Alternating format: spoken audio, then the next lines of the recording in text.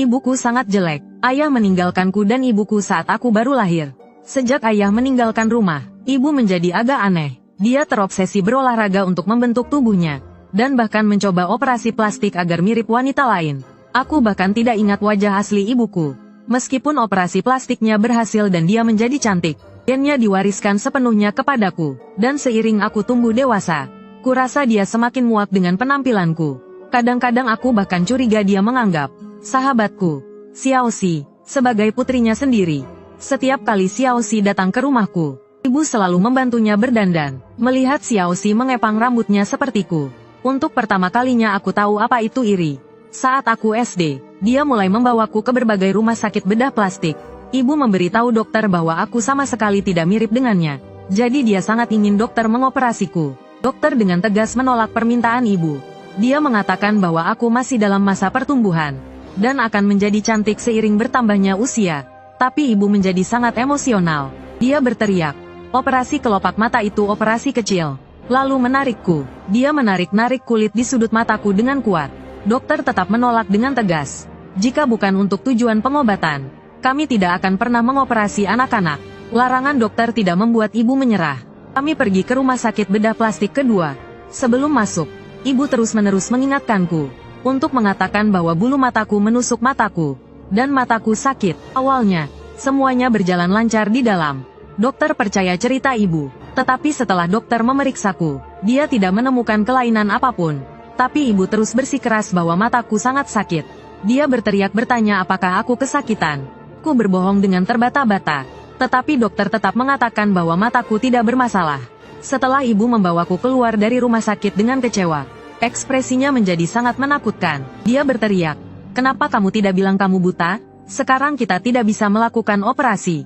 Aku belum pernah melihat ekspresi ibu yang menakutkan seperti itu.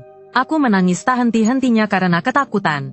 Kemudian, ibu memelukku dengan penuh kasih sayang, menghiburku, atau mungkin menghibur dirinya sendiri. "Jangan menangis, sayangku, kita tunggu saja, sampai kamu sedikit lebih besar. Tunggu saja." Saat aku SMP, ibuku menjadi streamer kecantikan. Dengan bantuan filter kecantikan, dia menjadi lebih percaya diri. Tapi karena aku jelek, ibu selalu enggan membicarakan aku di depan orang lain. Suatu hari, saat dia sedang live streaming, seorang penonton memuji ibu karena terlihat sangat muda. Dia berpura-pura malu dan menjelaskan kepada semua orang bahwa putrinya sudah SMP. Para netizen penasaran seperti apa rupa putri dari ibu yang cantik ini. Mereka bertanya-tanya apakah putrinya secantik ibunya. Namun, ibu selalu menghindarinya dengan alasan aku pemalu. Tapi kali ini, Xiaoxi kebetulan berkunjung ke rumahku. Ibu, di depanku, menarik Xiaoxi ke depan kamera, dan tanpa penjelasan, menyuruh Xiaoxi menyapa penonton. Di kamera, Xiaoxi terlihat lebih mirip putri ibu daripada aku. Melihat itu, aku hanya bisa menundukkan kepala dan patah hati dalam diam. Aku sangat berharap bisa tampil bersama ibu di depan kamera, membuat ibu bangga memperkenalkanku di depan orang lain. Tapi dengan wajah jelek ini, aku hanya bisa memperbaiki hatiku yang hancur sendirian. Aku mencoba mencari jawaban di internet, tapi balasan yang kudapat hanyalah hiburan yang tak berarti. Mungkin di dunia ini hanya ibuku yang membenci anaknya sendiri. Saat itu, ibu membuka pintu dengan wajah ceria, bertanya kenapa aku meninggalkan Xiaoxi sendirian dan kembali ke kamar. Mendengar ibu terus membicarakan Xiaoxi untuk pertama kalinya setelah bertahun-tahun, aku marah padanya. "Bukankah Xiaoxi sedang siaran langsung denganmu? Bu, aku tahu aku jelek. Sejak kecil, ibu tidak pernah bilang ke orang lain kalau aku putrimu. Ibu lebih suka Xiaoxi yang cantik jadi putrimu, kan?"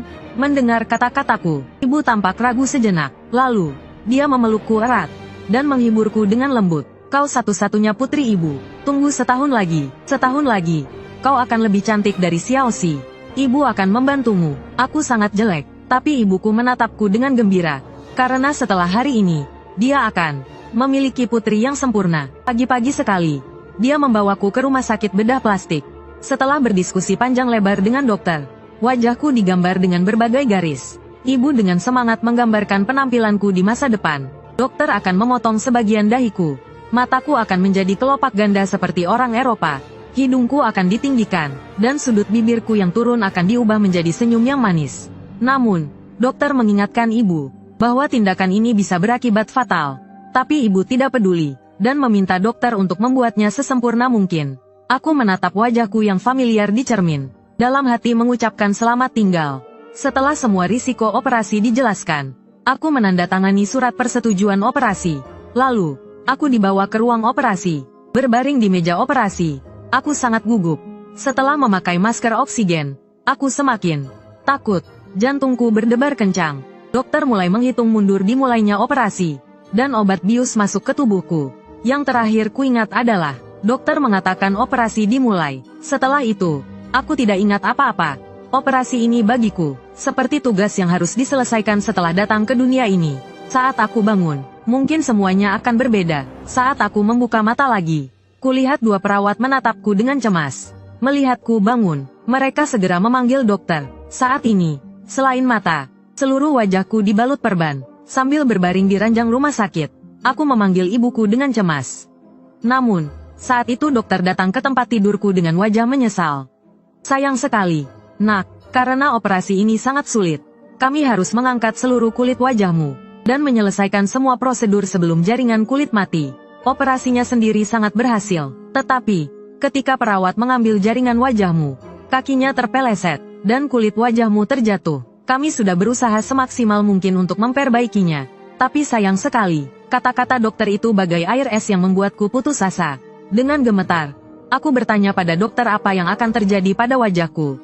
Perawat dengan hati-hati membuka perban di wajahku, dan memberiku sebuah cermin. Karena takut, tanganku terus gemetar. Dan ketika aku melihat wajah mengerikan di cermin, pandanganku menjadi gelap dan aku pingsan. Ketika aku membuka mata lagi, ibuku tiba-tiba muncul di hadapanku. Aku buru-buru memberitahu ibuku bahwa wajahku hancur. Tetapi dokter tersenyum dan mengatakan bahwa operasinya sangat berhasil.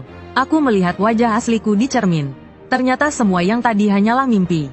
Ibu berterima kasih kepada dokter dengan gembira. Hari ini adalah pertama kalinya aku melihat ibuku tersenyum secerah ini. Meskipun bibirku masih agak mati rasa, dan air liurku sesekali menetes. Melihat ibu seperti ini membuatku benar-benar bahagia. Kemudian ibu membungkuk dan mendekat, memerhatikan wajahku dengan saksama. Sayangku, akhirnya kamu terlahir kembali. Sangat menantikan kehidupan barumu, kan? Setahun kemudian, ibu masih menjadi streamer kecantikan, dan mulai berjualan produk perawatan kecantikan. Hari ini, saat live streaming memperkenalkan lotion tubuh yang ia promosikan, ia juga merekomendasikannya untuk pelajar. Ia memanggilku dengan keras, untuk bergabung dengannya memijat di depan penonton. Akhirnya, ibu tidak lagi menganggapku memalukan. Ia bahkan mendorongku ke depan kamera dan memperkenalkan aku sebagai putrinya. Aku juga menyapa penonton dengan percaya diri. Kami berdua sepertinya melupakan masa lalu, dan memulai hidup baru. Tak lama kemudian, aku pindah ke sekolah baru. Teman-teman sekelasku sepertinya sangat menyambutku. Semua orang begitu ramah dan rendah hati. Aku sangat menikmati perasaan menjadi pusat perhatian. Bahkan kepribadianku yang dulu lamban, kini menjadi lebih hati-hati dan tenang berkat wajahku yang baru. Tapi belakangan ini aku sering berhalusinasi. Kemanapun aku pergi, aku melihat diriku yang dulu. Terkadang ia muncul di pintu kaca toko swalayan. Terkadang di tengah hujan deras saat pulang sekolah. Terkadang ia juga muncul di lubang intip pintu rumahku.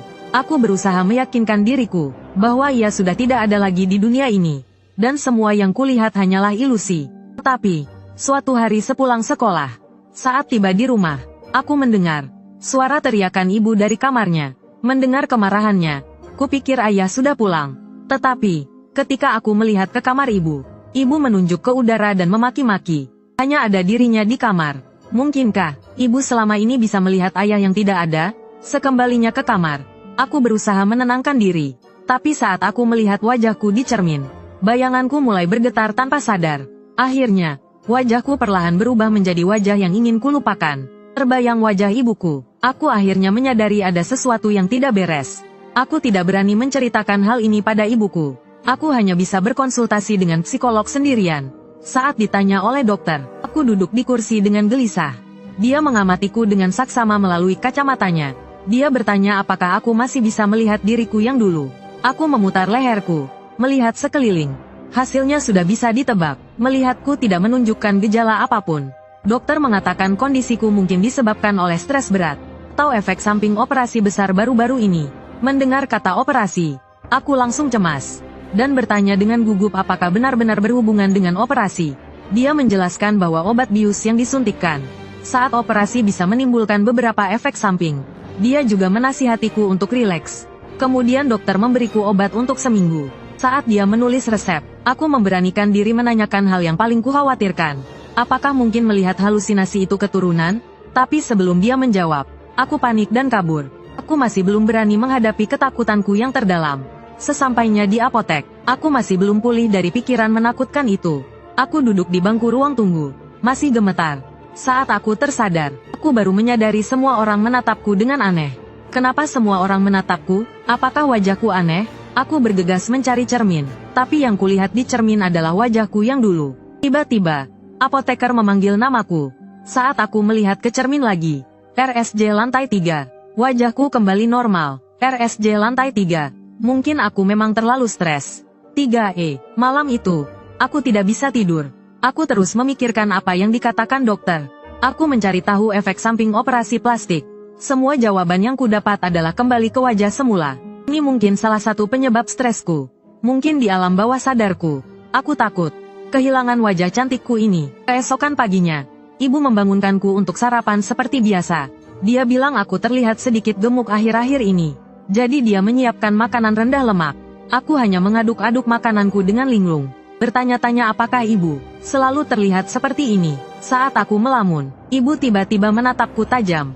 Dagu kamu masih mati rasa? Saat itulah aku menyadari, ada saus salad di daguku. Melihatku membersihkan saus itu, dia tersenyum puas. Dia menyarankan untuk pergi ke rumah sakit lagi besok, untuk memeriksa pemulihan pasca operasi di wajahku. Setelah makan, ibu melakukan peregangan seperti biasa. Aku diam-diam pergi ke kamarnya. Aku teringat saat dia bertengkar sendirian dengan udara kosong. Apakah ibu juga melihat halusinasi? Saat aku berpikir, tanpa sadar aku duduk di tepi tempat tidur. Tanganku seperti menyentuh sesuatu. Saat aku membuka spray, ternyata ada foto ibu dan ayah. Di bagian foto ibu, ada foto pas foto yang ditempel. Penasaran, aku merobeknya, dan ternyata itu foto wajahku sebelum operasi plastik. Aku baru sadar kalau aku telah dibohongi selama bertahun-tahun. Sikap ibu yang dingin dan mengabaikanku. Ternyata karena dia tidak ingin melihat dirinya yang dulu. Dengan gemetar, aku bertanya pada ibu kenapa dia membohongiku. Selama ini aku pikir aku tidak mirip denganmu. Padahal wajah kita sangat mirip. Kenapa kau menyembunyikan wajah aslimu? Mendengar pertanyaanku, ibu hanya mengangkat bahu. Dengan tenang dia berkata, aku tidak pernah membohongimu. Kalau kau, apa kau akan menunjukkan foto lamamu kepada orang lain? Dan bilang, sebenarnya dulu aku seperti ini. Apa kau akan melakukannya? Sekarang kita sudah punya kehidupan baru. Lupakan saja masa lalu yang buruk itu. Kejujuran ibu membuatku tak bisa berkata apa-apa. Tapi, apa ibu benar-benar bisa melupakan semuanya? Saat aku kembali ke rumah sakit bersama ibu untuk check up, dokter terlihat puas dengan hasil karyanya. Ibu juga memuji keahlian dokter dengan gembira.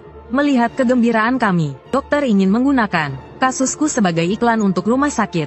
Aku langsung teringat foto perbandingan wajahku. Saat aku bingung bagaimana menolaknya, ibu tiba-tiba berubah dari ekspresi gembiranya. Dia berteriak dengan marah. Apa kau ingin menghancurkan hidup anak ini? Tidak boleh. Mendengar penolakan ibu yang begitu keras, wajah dokter terlihat sedikit malu. Dia buru-buru mengalihkan pembicaraan, dan bertanya, apakah ada yang ingin dikonsultasikan hari ini? Sambil mengusap wajahku, aku bilang, daguku masih mati rasa, dan di bagian depan garis rambutku, selalu ada rambut keriting halus. Dokter memeriksa dahiku dengan teliti, dan meyakinkanku kalau itu normal. Lalu dia menyentuh daguku, dan bertanya, apakah terasa sakit? Aku mencubit pipiku sendiri, tidak sepenuhnya mati rasa, tapi memang berbeda dari sebelumnya. Dokter menjelaskan dengan sabar, memang proses pemulihanmu agak lambat. Kita amati saja dulu, tidak ada masalah serius. Menjadi cantik memang tidak mudah, tapi operasinya sangat berhasil. Kau boleh senang diam-diam. Kata-kata dokter yang santai, tidak membuatku tenang, karena aku sudah membaca banyak tentang efek samping operasi plastik di internet. Setelah pulang dari rumah sakit, aku mengajak Xiaoxi bertemu. Aku menceritakan padanya tentang penglihatanku yang sering melihat diriku yang dulu. Xiaoxi menyarankan aku untuk meminta bantuan paranormal. Dia bilang jangan takut, karena dia akan selalu mendampingiku. Lalu Xiaoxi membawaku ke sebuah toko peramal. Awalnya aku tidak merasa takut saat duduk. Seperti biasa, paranormal itu menanyakan nama dan tanggal lahirku. Setelah tahu apa yang ingin kutanyakan, paranormal itu menutup matanya, sambil merapal mantra. Dia menggoyangkan benda ritual di tangannya. Tiba-tiba, Paranormal itu mendekatkan wajahnya ke wajahku. Aku sangat terkejut hingga tak berani bergerak. Lalu paranormal itu memberitahuku, ada hantu jahat yang mengikutimu. Hati-hati, dia bilang ingin membunuhmu. Kata-kata itu membuatku terpaku. Tapi, Xiaoxi terlihat bersemangat saat mendengar tentang hantu jahat itu. Dia langsung bertanya pada paranormal itu, apakah dia akan mati? Dengan tenang, paranormal itu menggambar jimat kuning untukku. Lalu, setelah menerima 100 yuan dariku, dia berdiri dan mempersilakan kami pergi. Dengan jimat kuning di tanganku, aku malah merasa semakin gelisah. Malam harinya, saat berbaring di tempat tidur, aku selalu merasa ada suara gemerisik di kamarku. Aku pun bangun untuk memeriksa. Ternyata, ada bayangan hitam di sudut ruangan. Detik berikutnya, dia muncul di samping tempat tidurku. Aku membelalakkan mata, terlalu takut untuk bergerak. Dia muncul di hadapanku dengan wajah penuh dendam. Saat dia perlahan menjauh, dia terus memanggil namaku. Lalu, sebuah jimat kuning ditempelkan ke wajahku. Diiringi tawanya yang mengerikan, aku pingsan. Saat aku membuka mata lagi, suara teriakan guru terdengar di telingaku. Ternyata semua yang tadi hanyalah mimpi. Sepertinya aku sedang sangat stres akhir-akhir ini. Aku mulai minum obat sesuai anjuran dokter untuk meredakannya. Setelah kelas, teman-temanku mengerubungiku dan bertanya dengan prihatin mengapa keadaanku begitu buruk akhir-akhir ini. Sejak pindah ke sekolah baru, aku punya banyak teman, hal yang tak pernah kubayangkan di sekolahku dulu. Tapi ini juga menambah banyak kekhawatiranku. Mereka penasaran di mana aku bersekolah dulu, dan sering menyebut nama teman-teman lamaku. Sulit bagiku untuk menjawab. Setelah operasi plastik, saat aku tergagap, tak tahu bagaimana cara berbohong, seorang teman tiba-tiba menunjukkan ponselnya dan bertanya, "Kamu kenal Hong Xiaoxi?" Lalu dia menunjukkan ponselnya ke teman-teman yang lain. Melihat fotoku bersama Xiaoxi, aku hanya bisa berbohong dan bilang aku kenal Xiaoxi di tempat les. Mendengar kata tempat les, teman itu tiba-tiba terdiam. Mungkinkah dia sudah tahu kalau aku dan Xiaoxi tidak pernah les? Lalu, teman itu menyeringai. Bukankah Xiaoxi selalu bersama si buruk rupa itu? Kukira dia hanya berteman dengan gadis pendek untuk menonjolkan dirinya. Melihat wajahnya yang mengejek, aku hanya bisa tertawa untuk menutupi perasaanku. Karena gadis buruk rupa itu adalah aku. Sesampainya di rumah, aku merebahkan diri di tempat tidur, dan menceritakan kejadian di sekolah hari ini pada Xiaoxi. Xiaoxi penasaran dan bertanya apakah aku ketahuan. Lalu dia memberiku ide cemerlang. Ganti nama saja, karena sudah ganti wajah. Ganti juga namamu, lupakan sepenuhnya dirimu yang dulu. Aku duduk dengan semangat. Kenapa aku tidak kepikiran ya? Mungkin aku akan melihat diriku yang dulu. Karena aku tak pernah melupakan masa lalu. Melupakan masa lalu adalah kunci untuk masa depan yang baru. Halusinasi ini muncul karena aku terlalu rapuh. Aku tak perlu minum obat. Dan juga tak perlu jimat kuning. Sekarang, aku dicintai semua orang. Melihatku tegar, Wohe juga senang dan menyemangatiku. Dan dengan sungguh-sungguh dia bilang padaku, kau pasti akan bahagia, kau pasti akan memiliki kehidupan baru. Di hatiku, Wohe seperti harapan yang Tuhan kirimkan. Dulu aku takut Wohe akan merebut ibuku. Bahkan aku pernah marah pada ibuku karena Wohe. Tapi Wohe selalu ada di sisiku. Hidupku benar-benar bisa dimulai kembali. Aku yang buruk rupa dulu sudah tidak ada lagi di dunia ini. Setelah merencanakan semuanya, aku dengan gembira menemui ibuku. Bu, ibu sibuk sekarang? Aku ingin ganti nama. Aku ingin memulai hidup baru seperti yang ibu katakan. Aku ingin melupakan semua masa lalu yang buruk itu. Setelah mengatakan itu, aku menatapnya dengan penuh harap. Kukira ibu juga akan senang dan setuju sepertiku. Tapi ibu menatapku tanpa ekspresi. Apa kau melakukan sesuatu yang buruk? Kenapa kau harus ganti nama? Semua orang yang berhubungan denganmu terhubung melalui namamu. Aku mencoba meyakinkan ibu, wajah bisa diganti dengan mudah. Mengganti nama juga bukan masalah, kan? Aku sudah memikirkan beberapa nama. Coba ibu dengarkan. Tapi sebelum aku selesai bicara, ibu tiba-tiba memotongku dengan marah. Diam, jangan bicara lagi. Ibu memberimu operasi plastik untuk meningkatkan rasa percaya dirimu, bukan untuk membuatmu melupakan dirimu sendiri. Mendengar kata-kata dingin ibu, air mataku tak tertahankan mengalir. Bagaimana bisa ibu seperti ini? Sejak kecil, dialah yang mengatur hidupku. Saat aku ingin melupakan masa lalu, dia menyiramku dengan air dingin. Melihat ibu, aku merasa semakin sedih. Kebencian yang terpendam di hatiku meledak saat itu juga. Aku berteriak padanya. Aku benci ibu. Lalu membanting pintu dan kembali ke kamarku. Ibu juga sangat marah. Dia berteriak, kerjamu hanya menangis. Kau tidak takut Wohe melihatmu dan merasa malu? Kembali ke kamar. Aku berjongkok di lantai dan menangis sedih. Melihatku menangis begitu sedih, Wohe segera bertanya apa yang terjadi. Setelah aku menceritakan pertengkaran dengan ibu, dia menyarankan agar aku memberitahu ibu tentang kunjungan ke psikiater. Aku menolak saran Wohe dengan keras. Karena dia tidak tahu betapa nyatanya halusinasi itu. Wohe berulang kali menyarankan untuk pergi ke rumah sakit jiwa. Sekarang penyakit mental seperti flu sangat umum. Mendengar kata-kata Wohe membuatku sangat menolak. Apa kau bilang aku gila? Dia panik menjelaskan bahwa bukan itu maksudnya. Tapi aku tidak ingin mendengar dia berkata apa-apa lagi. Aku mengusirnya dengan marah. Mungkin aku benar-benar gila. Setelah operasi plastik, aku mengalami halusinasi parah. Diriku yang dulu selalu muncul di sisiku. Dia selalu mengingatkanku betapa mengerikannya diriku yang asli dan tidak pernah berubah. Harapan baru hanyalah ilusi sesaat. Diriku yang dulu akhirnya akan datang menemuiku dan menelan semua yang kumiliki sekarang. Dia menatapku dengan tajam. Rasanya sangat menakutkan sampai aku kehilangan keinginan untuk hidup. Melihat wajahnya seperti mengatakan padaku, lompatlah dari sana, lompatlah, dan semua masalahmu akan hilang. Tapi aku tidak rela. Kenapa yang harus menghilang bukan kau? Jika kau menghilang, maka semuanya akan berakhir. Kau hanya halusinasiku. Kenapa aku harus mendengarkanmu? Matilah kau. Bersamaan dengan suara pecahan pot bunga yang jatuh, terdengar jeritan dari bawah. Ada apa? Tadi tidak ada orang di bawah. Ku takut untuk melihat ke bawah. Aku hanya bisa mengintip. Terlihat seorang ibu berdiri di samping pot bunga yang pecah dan berteriak ke atas. Siapa yang melempar pot bunga ini? Aku ketakutan dan segera mundur. Bersembunyi di balik pintu kaca balkon dengan perasaan takut. Suara ibu itu masih bergema di seluruh kompleks. Aduh, nak, kau tidak apa-apa. Cepat, seseorang panggil polisi.